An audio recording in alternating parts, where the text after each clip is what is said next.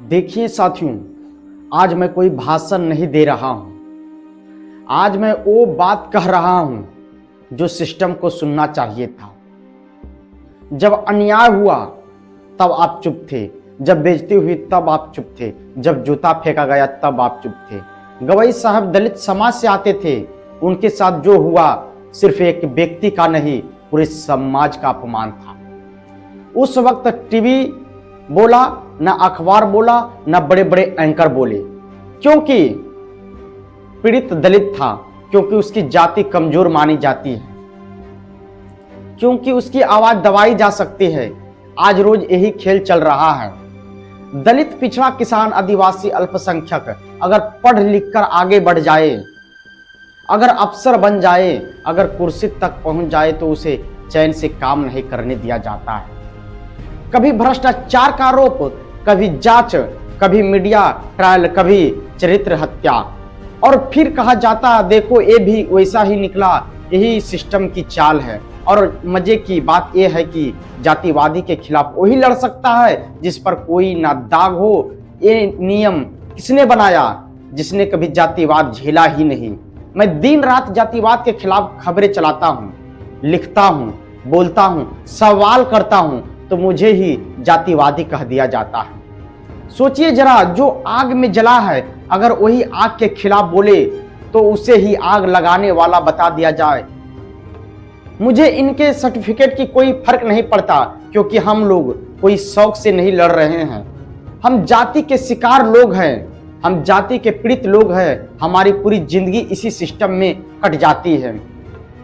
School में भेदभाव, college में भेदभाव, नौकरी में भेदभाव, थाने में भेदभाव, कोर्ट में भेदभाव, और जब हम बदलाव की बात करते हैं तो हमें कहा जाता है तुम चुप रहो। नहीं साथियों, अब चुप रहने का समय खत्म हो गया है। अब बदलाव चाहते हैं, संविधान के रास्ते पर बदलाव चाहते हैं। आज चाहे आईएएस संतोष वर्मा हो या आईएएस मीनाक्षी सिंह हो, ये सिर्फ अफसर नहीं है, ये बहुजन समाज की उम्मीद है। ये उस समाज की आवाज है जिसने सदियों से दबाया गया। बहुजन समाज को इनके साथ खड़ा होना चाहिए, मजबूती से खड़ा होना चाहिए। अगर सरकार इनके खिलाफ कोई कार्रवाई करती है तो पहले संवैधानिक तरीके से इनके पक्ष में आवाज उठाइए, लिखिए, बोलिए, सड़क पर उतरिए, सोशल मीडिया पर सच रखिए, कानूनी लड़ाई रखिए, और अगर फिर भी बात ना बने तो एक बात गांठ बांध लीजिए। संसद सबसे बड़ा मंच है, इनको संसद में भेजिए। मैं साफ साफ अपील करता हूं, बीएसपी हो, एएसपी हो, इंडिया गठबंधन से कोई आज देश में आरएसएस बीजेपी की सरकार है, ऐसे लोगों को तवज्जो दीजिए, ऐसे लोगों को टिकट दीजिए, ऐसे लोगों को आगे लाइए। ये लोग बहुजन समाज के नायाब हीरे हैं। सोचिए, जो आदमी नौकरी में रहते हुए सिस्टम से टकरा सकता है, जो कुर्सी पर बैठकर भी सच बोल सकता है, तो वे संसद में जाकर कितना मजबूती से लड़ेगा। इतिहास गवाह है। रतन लाल को देखिए, डॉक्टर रितु को देखिए, सूरजमंडल को देखिए, प्रशांत कनौजिया को जेल में डाल दिया गया। अभी बसंत कनौजिया धरने पर बैठे थे। रोहित वेमुला के साथ क्या हुआ? रोहित वेमुला जिसकी शहादत आज भी इस सिस्टम को चुभती है। सोचिए कितनी अजीब बात है। भारत में जो जातियां जातिवाद की सबसे बड़ी शिकार है, उन्हीं को कहा जाता है रहा है कि ये जातिवादी है। और एक कहने वाला कौन है? वही टीवी, वही अखबार, वही मनोवादी मीडिया जो रोज फर्जी खबरें चलाता है। अगर ब्राह्मणवाद बोले तो संस्कृति, अगर मनोवाद बोले तो परंपरा, लेकिन अगर दलित, पिछड़ा, किसान, आदिवासी सच बोले दे तो वे विवादित हो जाता है।